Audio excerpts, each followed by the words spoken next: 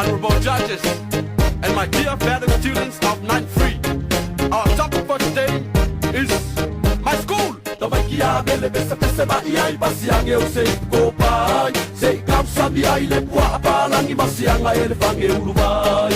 Cheers ba iluma kan ba ole ko ula wala ba e pa ula ula.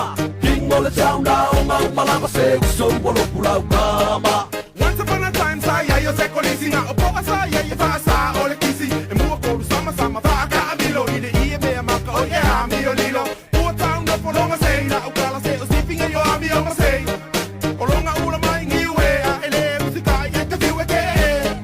E pe e fa ka mo e o se ami e se ngai fika e sa si wa kangi ya ka wa angi ya a e angi boila u folo baka ko usala wangi angi. Mo e mare no se fulu sengelo uso. E lu a fala o baka male pisupo. O kalo faku aku kuinga u e fai mai e ko ko mai le sui. Tamai kia mele besa pesa mai ai basiang eu sei ko pai. Sei kam sabi ai le pua palangi basiang ai le fange ulumai. Cheers ba iluma kan ba ole ko ula wala ba e pa ula ula. King ole town na o ma malama se so bolo pula kama. Tamai ki ei si o mai se ala la ka mai se so le ba ba ye Mr. T so we ai.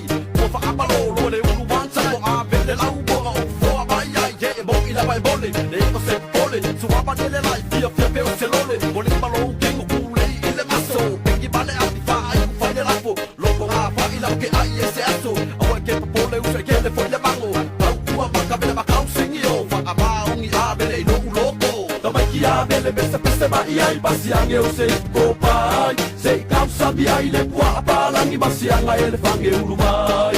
Cheers ba iluma kan ba ole ko ula wala ba e pa ula ula. King ole town na o ma malama se so bolo pula kama. A vele lola